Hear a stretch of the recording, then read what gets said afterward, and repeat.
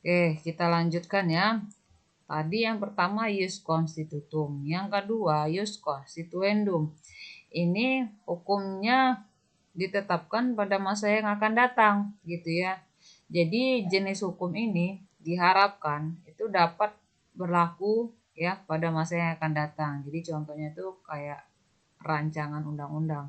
Jadi kalau ada kata peraturan dalam bentuk rancangan undang-undang ya, berarti itu masuk pada kategori hukum berdasarkan waktu berlakunya ius constituendum, gitu ya. Kemudian ada lagi satu sebenarnya ya, yaitu hukum alam. Ya, hukum alam ini dia hukum yang berlaku kapan aja gitu ya. Jadi hukum yang berlaku kapan aja, di mana saja, dari dulu tuh sampai sekarang begitu. Jadi hukum alam itu tidak mengenal batas waktu gitu. Contohnya hukum keadilan ya, yang salah harus dihukum, atau hukum alam ini masuk pada begini.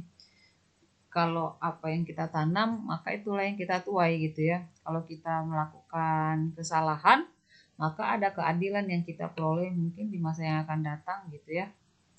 Tapi pastinya hukum alam ini berlaku ya dari dulu sampai sekarang.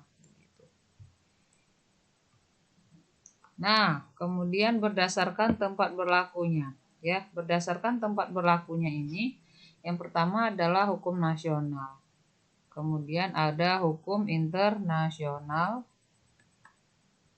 dan satu lagi, oh enggak ada. Nah, hukum nasional ini ya adalah hukum yang dibuat oleh negara tertentu dan hanya berlaku dalam batas-batas wilayah tertentu. Jadi contoh UUD 45 hanya berlaku di wilayah Indonesia, enggak berlaku pada wilayah Malaysia, enggak berlaku pada wilayah negara lainnya gitu ya. Itu disebut dengan hukum tempat berlakunya, hukum nasional.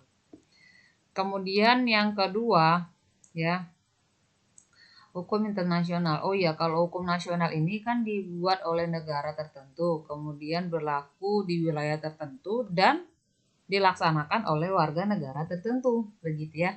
Kalau hukum internasional ini hukum yang mengatur hubungan antar negara, di mana di hukum internasional ini berguna untuk mengatur antar negara, gitu ya, di dalam hubungan internasional.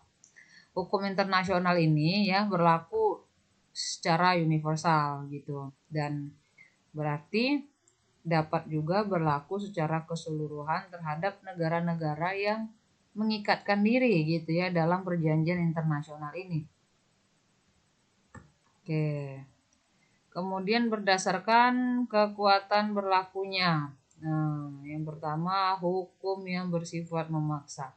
Ini aturan hukum yang dalam keadaan konkret menjadi prioritas untuk dilaksanakan. Kemudian hukum itu bersifat mengatur ya, yang mana aturan hukum dapat dikesampingkan para pihak yang bersangkutan. Oke, ada pertanyaan? Kita lanjut. Berdasarkan wujudnya ya, hukum objektif dan hukum subjektif. Kalau hukum objektif, dia adalah hukum yang lebih menekankan pada substansi hukum itu sendiri, gitu ya. Dimana di sini dalam hukum objektif ya, hukum itu mengatur tentang hubungan ya antar dua orang atau lebih yang berlaku secara umum, gitu ya. Dalam artian begini, hukum di dalam suatu negara ini kan berlaku secara umum dan tidak mengenal terhadap orang atau golongan tertentu saja. Nah, jadi hukum objektif ini dia lebih menekankan substansi hukum itu tanpa melihat gitu ya, tanpa melihat tanpa melihat orang lebih khusus itu enggak ya. Kemudian yang kedua adalah hukum subjektif. Di sini adalah hak dan kewajiban seseorang yang diperoleh berdasarkan hukum objektif yang berlaku. Nah, jadi hukum subjektif ini ya dia muncul dari hukum objektif gitu ya, dan berlaku terhadap seorang atau lebih. gitu, atau disebut juga nih hukum subjektif ini sebagai hak juga gitu ya. Nah, kemudian berdasarkan luas berlakunya ya, umum dan khusus. Kemudian ini penjelasannya aturan, kalau hukum umum aturan hukum yang dibuat oleh pihak dan lembaga yang berwenang gitu ya. Kemudian kalau hukum khusus, aturan hukum yang dibuat hanya berlaku untuk aspek dan golongan tertentu yang bersifat khusus. Oke, paham ya? Nah,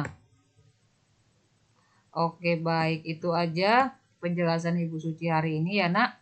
Terima kasih, thank you for watching. Berikutnya kita akan jelaskan tata hukum nasional.